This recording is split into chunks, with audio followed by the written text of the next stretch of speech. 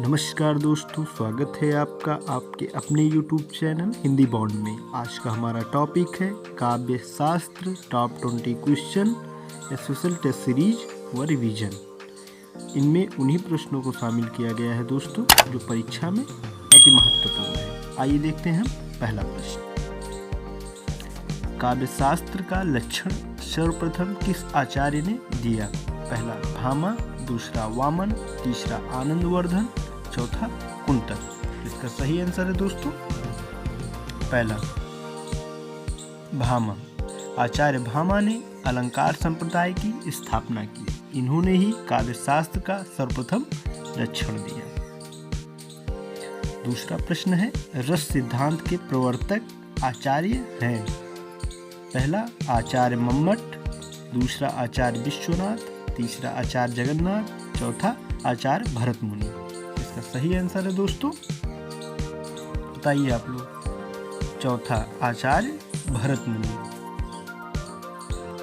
तीसरा प्रश्न है रीत संप्रदाय के प्रवर्तक आचार्य हैं?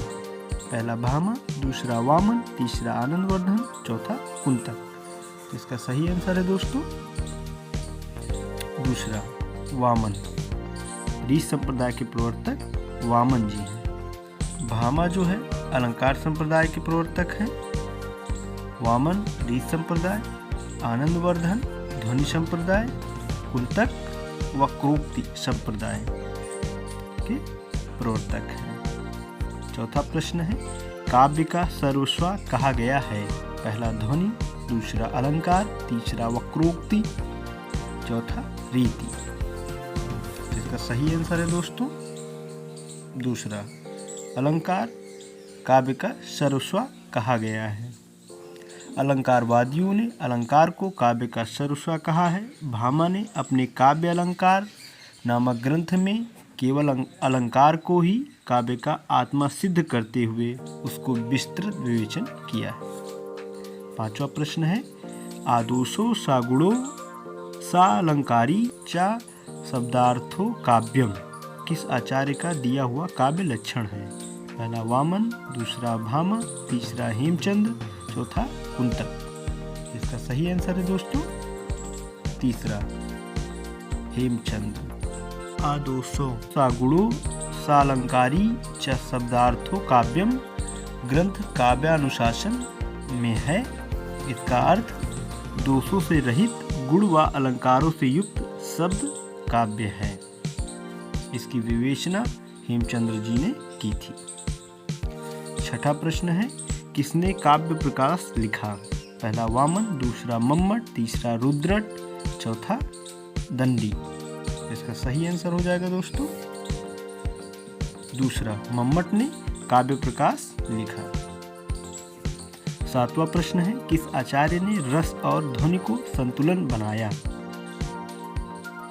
पहला अभिनवगुप्त, दूसरा राजशेखर, तीसरा दंडी, चौथा इनमें से कोई नहीं। इसका सही आंसर है दोस्तों अभिनवगुप्त। अभिनवगुप्त ने रस और ध्वनि को संतुलन बनाया। आठवां प्रश्न है औचित्य संप्रदाय के संस्थापक आचार्य कौन है? पहला वामन, दूसरा दंडी, तीसरा आनंदवर्धन, चौथा क्षेमेंद्र। तो इसका सही आंसर हो जाएगा दोस्तों चौथा क्षेमेंद्र जो है औचित्य संप्रदाय के संस्थापक आचार्य हैं। नौवां प्रश्न है ध्वनि संप्रदाय के संस्थापक आचार्य हैं? पहला भामा, दूसरा वामन, तीसरा आनंदवर्धन, चौथा कुंतक। तो इसका सही आंसर है दोस्तों तीसरा आनंदवर्धन ध्वनि संप्रदाय के संस्थापक आचार्य हैं। 10वां प्रश्न है मम्मट किस संप्रदाय के आचार्य हैं? पहला औचित्य, दूसरा अलंकार, तीसरा रीति, चौथा ध्वनि। तो इसका सही आंसर है दोस्तों ध्वनि। मम्मट ध्वनि संप्रदाय के आचार्य हैं। 11वां प्रश्न है हिंदी साहित्य के रसवादी आचार्य हैं? पहला राजशेखर, दूसरा नगेंद्र, तीसरा आनंदवर्धन, चौथा शिवेंद्र। तो इसका सही आंसर है दोस्तों नगेंद्र। हिंदी साहित्य में नगेंद्र को रसवादी आचार्य माना जाता है। 12वां प्रश्न है किसने ध्वनि को सर्वप्रथम काव्यात्मा माना है? पहला जयदेव, दूसरा भोजराज, तीसरा भरत मुनि, चौथा आनंदवर्धन। तो इसका सही आंसर है दोस्तों आनंदवर्धन। आनंदवर्धन ने सर्वप्रथम ध्वनि को काव्य की आत्मा घोषित किया। ध्वनि से उनका अभिप्राय कवि, अनुभूति रूप कथ्य से है, जो वाचक शब्दों की अपेक्षा व्यंजक शब्दों द्वारा मार्मिकता से प्रकट होता है। 13वां प्रश्न है, आचार्य शुक्ल ने आत्म की मुक्तावस्था को माना है। पहला ज्ञान दशा, दूसरा रस दशा, तीसरा काव्य दशा, चौथा इनमें से कोई नहीं। तो इसका सही आंसर है दोस्तों ज्ञान दशा। आचार्य शुक्ल ने आत्मा की मुक्त अवस्था को ज्ञान दशा माना है। 14वां प्रश्न है, आत्मा की संकल्प आत्मक अनुभूति काव्य है। पहला जयशंकर प्रसाद, दूसरा निराला, तीसरा पंत, चौथा महादेवी। इसका सही आंसर है दोस्तों पहला जयशंकर प्रसाद। 15वां प्रश्न है, कविता विमल हृदय का उच्छ्वास है।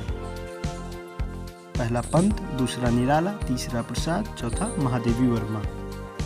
इसका सही आंसर है दोस्तों दूसरा। निराला ने कविता विमल हृदय का उच्छ्वास है कहा था। 16वां प्रश्न है, आचार्य वामन ने काव्य हेतु के स्थान पर किस शब्द का व्यवहार किया है? पहला तात्पर्य, दूसरा लक्षणा, तीसरा अभिधा, चौथा काव्यांग। तो इसका सही आंसर है दोस्तों काव्यांग। आचार्य वामन ने काव्य हेतु के स्थान पर काव्यांग शब्द का व्यवहार किया है या प्रयोग किया है। 17वां प्रश्न है, नाट्य शास्त्र के रचयिता हैं। पहला आचार्य भरत मुनि, दूसरा आनंदवर्धन, तीसरा वामन, चौथा मम्मट। इसका सही आंसर है दोस्तों आचार्य भरत मुनि ने नाट्य शास्त्र की रचना की है। 18वां प्रश्न है, भारत के रस सूत्र की भुक्तिवाद के आधार पर व्याख्या करने वाले आचार्य हैं। पहला श्री संकुक, दूसरा भट्टनायक, तीसरा अभिनवगुप्त, चौथा विश्वनाथ। इसका सही आंसर है दोस्तों दूसरा भट्टनायक ने भारत के रस सूत्र की भुक्तिवाद के आधार पर व्याख्या की थी। 19वां प्रश्न है, भट्टनायक का भुक्तिवाद किस दर्शन पर आधारित है? पहला मीमांसा दर्शन, दूसरा न्याय दर्शन, तीसरा शैव दर्शन, चौथा सांख्य दर्शन। तो इसका सही आंसर है दोस्तों सांख्य दर्शन। भट्टनायक का भुक्तिवाद सांख्य दर्शन पर आधारित है। 20वां प्रश्न है, रस निष्पत्ति के संबंध में भट्टलोलट का मत है। पहला अनुमितिवाद, दूसरा उत्पत्तिवाद, तीसरा भुक्तिवाद, चौथा अभिव्यक्तिवाद। तो इसका सही आंसर है दोस्तों उत्पत्तिवाद। रस निष्पत्ति के संबंध में भट्टलोलट का मत उत्पत्तिवाद है। उम्मीद करता हूँ यह वीडियो परीक्षा में आपके लिए उपयोगी सिद्ध होगा। हिंदी बॉन्ड को लाइक करें, सब्सक्राइब करें और सभी जरूरतमंद भाई बहनों को शेयर करें। भावी शिक्षक व शिक्षिकाओं को जय हिंद, जय भारत।